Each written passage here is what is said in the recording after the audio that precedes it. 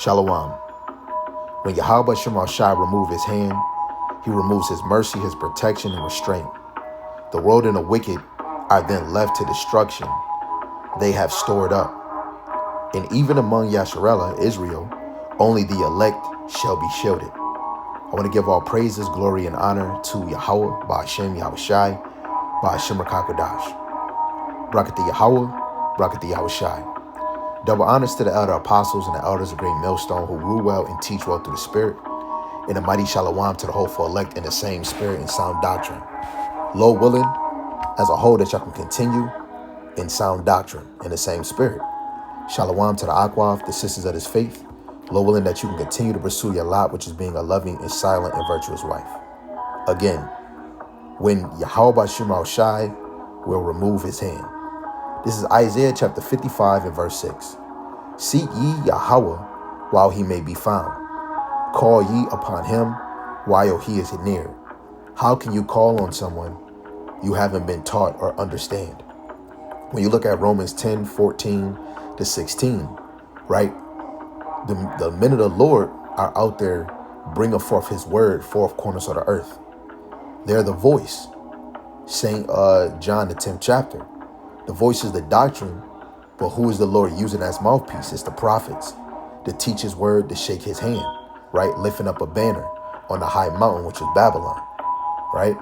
So that means before he removes his hand completely, before the doors of mercy are closed, judgment, affliction is going to affect the 12 tribes. But really the 2/3 are going to have it the worst, while the elect is being tried. Lord willing, we are of that number. Let's go to Amos, the 8th chapter. This is Amos chapter 8 and verse 11, a classic. Because moving his hand, you're not going to be able to hear this word. Because if you're moving his hand, right, which would be the prophets, if seek me while I am near. While brothers is constantly teaching his word, prophesying, bringing forth the prophecies, you should be taking heed to this moment, just like the time of Noah. Now, this is the book of Amos, the 8th chapter, verse 11 and 12. Behold, the day is come, saith Yahawah Shemar Shai power, that I will send a famine in the land, not a famine of bread, nor a thirst for water, but of hearing the word of Yahawah. And they shall wander from sea to sea, and from the north even to the east. They shall run to and fro to seek the word of Yahawah, and shall not find it. Right? They're not going to be able to find it. Why? Because the Lord is going to remove his hands. Okay? So when he removes his hands, even access to the word, the true understanding will vanish. That's spiritual famine. Why? Because the Lord is going to remove the men of the Lord from the highways and byways. I believe that's in Ezekiel, the 3rd chapter. Let me see.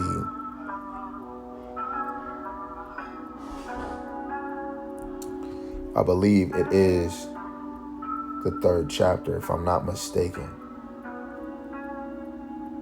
Let me see.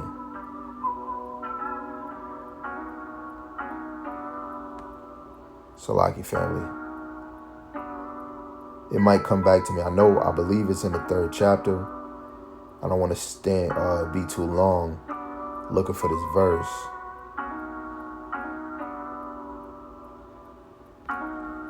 Right? But I know the Lord is going to close the men of the Lord's mouth. And they won't even prophesy. They won't even teach. They won't even warn the sheep. Right? Man, right now you should be using a mercy period at this time to actually take heed to Yahawah Bahasham Yahawashi even more. Right? So let me get this other precept. Let's go to the book of 2nd Esdras, chapter 2, verse 26 to 27. It says, as for the servants whom I have given thee, there shall not one of them perish, for I will require them from among thy number. Be not weary when the day of trouble and heaviness cometh. Others shall weep and be sorrowful, but thou shalt be merry and have abundance.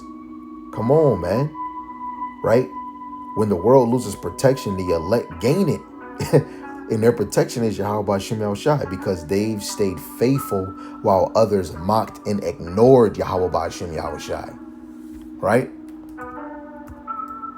This is why you got to take heed. You got to take heed to this word being taught right now, because this is not something that you want to take lightly. Now, me and the brother Yarmayan was actually doing a lesson. We was doing the same lesson right before work. We went in a different direction, and the video for some reason wasn't recording. I don't know why, but hey, it's okay. So I think I found it. Ezekiel chapter 3 in verse 26. It says, "And I will make thy tongue cleave to the roof of thy mouth, that thou shalt be dumb, and shall not be to them a reprover, for they are a rebellious house." And the Lord is going to do that to his men of the Lord, right? The selective men. He's going to make our mouth dumb, our tongue to cleave to the roof of our mouth. And we're not going to be a reprover. Ain't no correction, ain't no doctrine coming out. Ain't none of that. Ain't no shaking the hand. This is why you want to take heed to this moment right now, to the men, to the women, to take heed to this word. Because again, when the world loses protection, the elect gain it, because they've stayed faithful while others mocked and ignored. Okay? Now, let's go to the book of Psalms, the 91st chapter. And we're going to read verse 1 to 4. It says, "He that dwelleth in the secret place of the Most High shall abide under the shadow of the Almighty." And this is what we're doing in this truth. We're under the shadow of the Almighty. "I will say of Yahawah, he is my refuge and my fortress, my power. In him will I trust. Surely he will deliver thee from the snare of the fowler and from the noisome pestilence. He shall cover thee with his feathers, and under his wings shalt thou trust. His truth shall be thy shield and buckler." It said his truth. When you go to Wisdom of Solomon, the 3rd chapter, verse 9, it says, "Those that trust in him shall understand the truth." Right? They understand that this is their protection. This is how we get salvation. This is really living in the Lord. Right? Yes, we trip, we make mistakes, but by the strength and power of the Lord, right, you get your ass back up. Of course, we want to repent to the Lord. Of course, you want to even rebuke yourself. Ask the Lord to give you a better mind, to make better decisions, right? Even when Yahawah removed his hands from the wicked, the elect remained under his covering through faith and obedience. And they're getting that now to prepare for what's about to come, the famine of the word, the MOTB, Jacob's trouble. A lot of people think this is a joke. Some people think the Lord taking too long. The Lord don't work on our time, right? We're on his time, right? Just living it out in this chain of darkness. This is Wisdom of Solomon, chapter 12, verse 17. "For when men will not believe that thou art of a full power, thou showest thy strength, and among them that know it, thou makest their boldness manifest." Right? So his power becomes visible when mercy is withdrawn. Then everyone sees who truly rules. Yes, we see earthquakes, death, massacres, right? People getting monstrous spirits. But when the Lord removes this grace period, where there's no more teaching, it's going to be a shadow of darkness over the earth. And shit is going to get out of hand. And we see, like I keep using this quote, everybody keeps seeing the onion get peeled. Literally. And of course, the elect, we're knowing what time this is. Right? Let me get this other one in 2nd Ezra, the 15th chapter.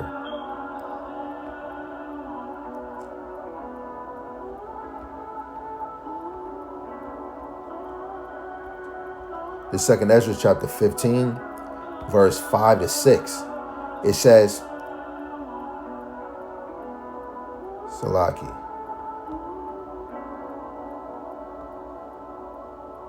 I just lost my spot. Salaki. Okay, 2nd Ezra 15, verse 5 and 6. "Behold, saith the Lord, I will bring plagues upon the world, the sword, famine, death, and destruction. For wickedness have exceedingly polluted the whole earth, and their hurtful works are fulfilled, right? And that's what wickedness is doing now. But what is the righteous doing, right? Seeking and serving the Lord, trying to constantly cleanse their garment, man, right? That's the prophecy of Yahawah removing his restraining hand from the earth, letting judgment consume the wicked, right? When you look at Genesis 6, right, the wickedness of the earth reached unto heaven. Even in the time of Sodom and Gomorrah, the Lord is allowing the wickedness to rise to a certain point, but it's all really to benefit for the elect. So the elect can gravitate more to turning to Yahawah Bahasham Yahawashi. I believe is that First Chronicles 17, no, Second Chronicles 17. Second Chronicles chapter 7 in verse 14, it says, if my people which are called by my name, Yasharella, shall humble themselves and pray and seek my face and turn from their wicked ways, then will I hear from heaven and will forgive their sin and will heal their land. How are you seeking the Lord's face? Just by chapters? You want the right understanding, the Lord is going to bring you to the men of the Lord, right? And I keep quoting this scripture right here, going to Romans, the 10th chapter, verse 14. How then shall they call on him in whom they have not believed? How shall they believe in him of whom they have not heard? How shall they hear without a preacher? Right? In the NLT, it says, how can they hear without someone telling them? Okay. How shall they preach except they be sent? As it is written, how beautiful are the feet of them that preach the gospel of peace and bring glad tidings of good things, right? The glad tidings is good news, right? Who's going to believe our report, like Isaiah said? To the law and to the testimony. We try to bring the volume of the book. Only the elect are going to gravitate to this. Some of y'all might think it's a joke. Oh, you're not a prophet. Oh, you believe in an idol. Yahawashi was never an idol, because first, majority of idols is a damn something made, like you're making a graven image. Now, before Yahawashi, or they made this Jesus statue, before he was a statue, right, we believed in Yahawah Bahasham Yahawashi, really in spirit and in truth and in faith. We didn't need an idol. We didn't need an image of Yahawashi or the Heavenly Father to bow down to, right?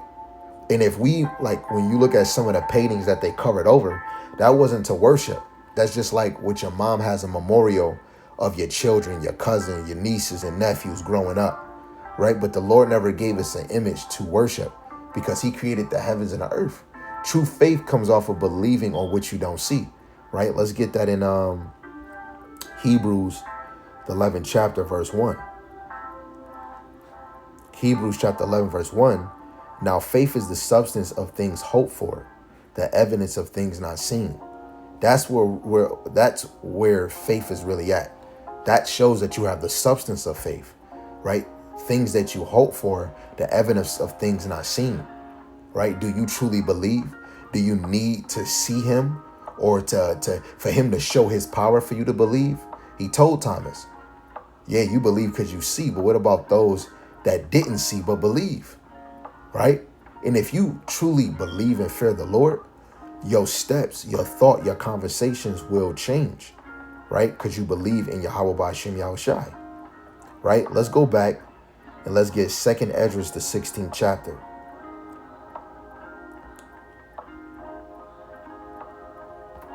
Second Esdras, chapter 16. And we're going to get verse 19 to 21.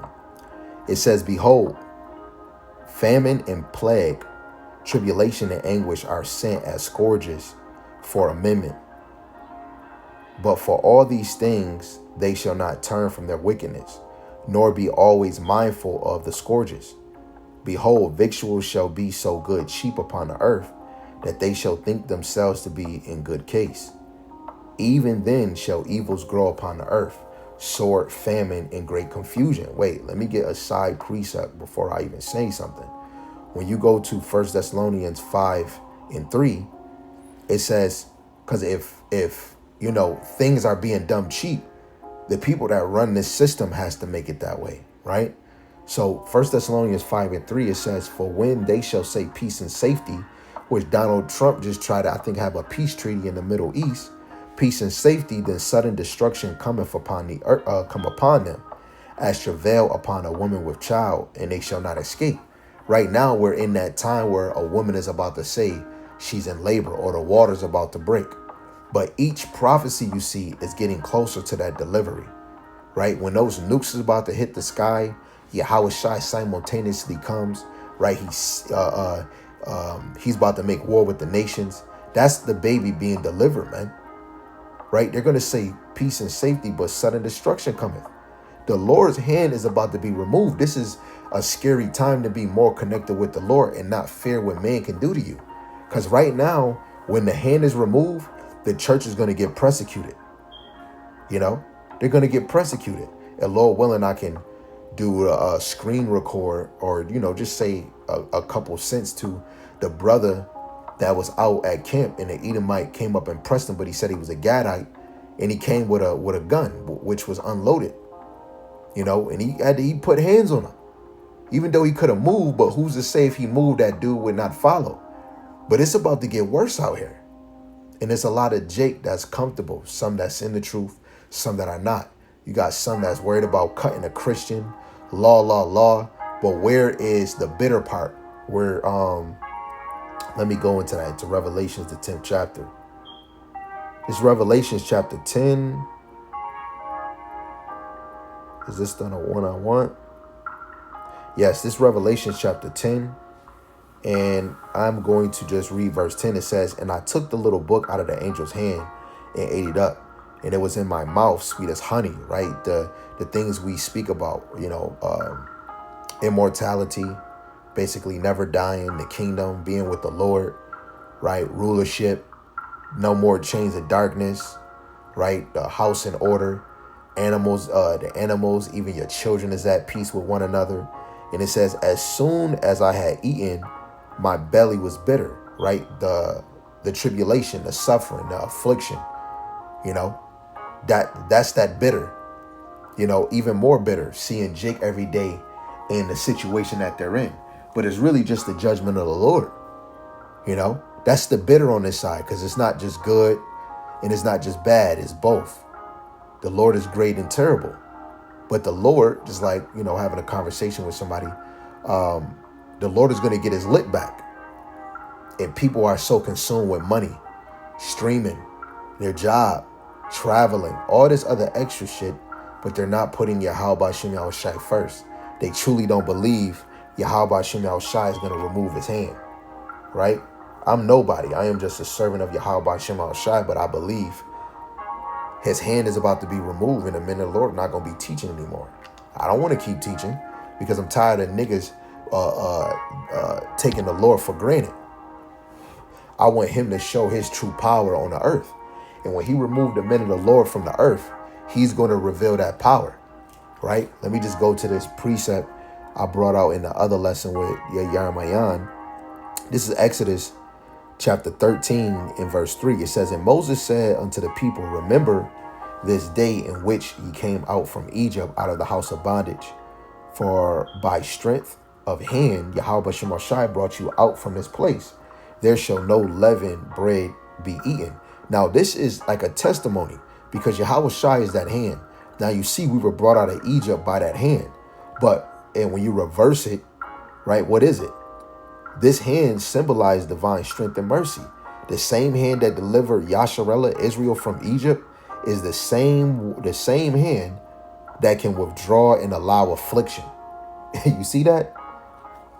And when you go to Revelations 1 and 18, Yahawashi has the keys of David, right? To put you in hell or put you to death. You know, the affliction that you get, that's all rain from Yahawah through Yahawashi. That's why you want to tread lightly when it comes to this truth. You know, Judas didn't know that he was predestined to betray Yahawashi until Yahawashi said, one of you is a devil. You know, for me to even just be teaching, it's a mercy of the Lord. I'm not better than anybody watching this or anybody that's not going to watch this video. But I know the Lord have given me an ability. I know the Lord have given me a gift. And who am I to not use this gift that he have given me? Because that means you're wasting your talent, which, when you were younger, they always say, man, you're a wasted talent. You should be using your talent for Yahawah, Bahasham, Yahawashi, for his elect, because this is serious. And my life depend on it. So since I know that I have this gift and I'm using it, I'm held accountable if I don't. Because even in Ezekiel 3, if you don't warn the unrighteous of their unrighteous acts, his blood, the Lord is going to require it off of you. And I'm not going to just let anybody get in the way of me getting that salvation. Let alone it's bigger than me. It's not just me that want it. It's people in the household. It's other elect that scatter four corners of the earth.